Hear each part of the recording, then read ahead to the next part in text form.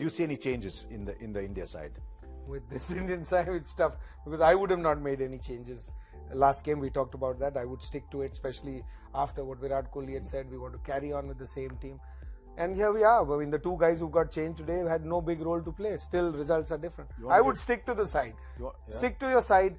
Chahal, if he was left out, rested, I don't know what the conversation is. Apart from that, what else are you going to change? You want to give Lokesh Rahul a game somewhere because he needs a game if he's going to be your next opener? I think, Shikhar Dhawan needs that confidence.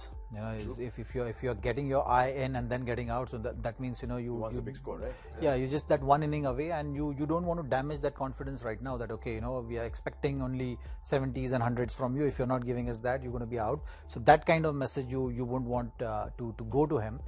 Another concern which I've seen is Bhuvneshwar Kumar. Not because of the kind of numbers we are seeing.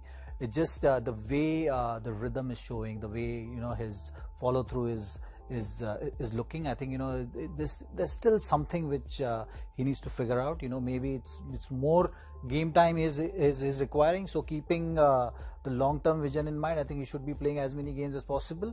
If there is some kind of a niggle, then this is the time to rest him out and give him that time because he's going to play a crucial role come World Cup. Will he still be the back? Can be because the follow through has not been the same.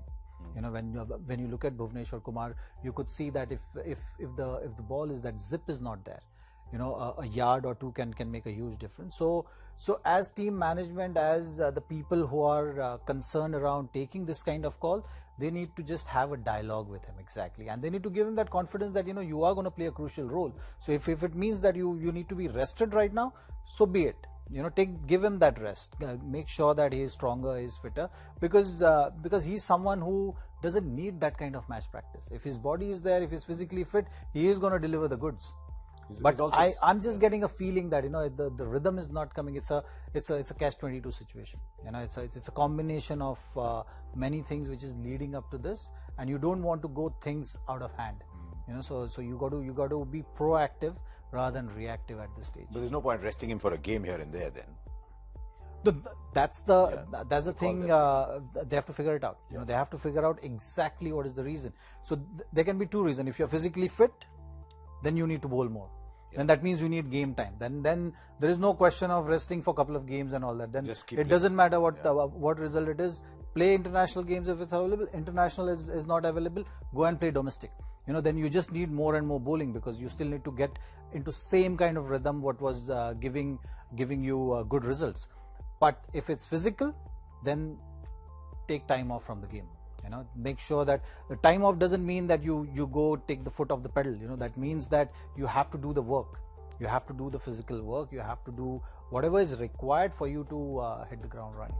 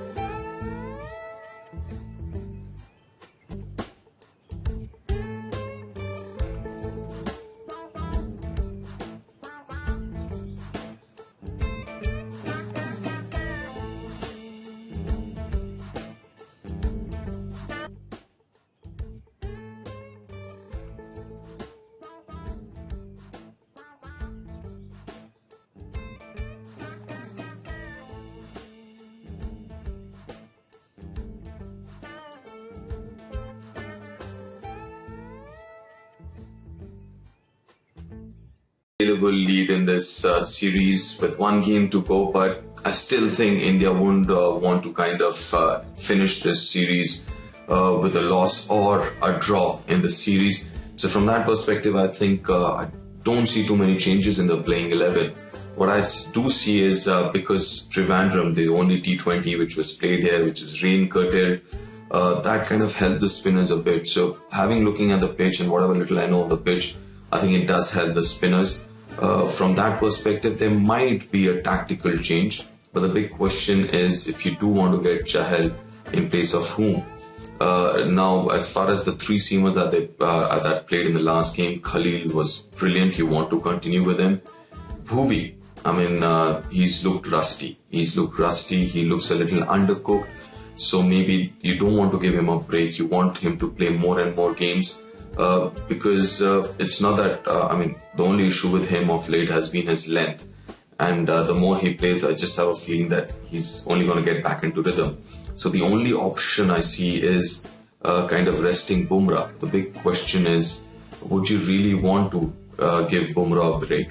Well, if you look at what's coming up, there is T20, then there's the whole Australia series. From that perspective, you might want to give Bumrah a break and go with 3 spinners. Apart from that, I don't see any changes, honestly.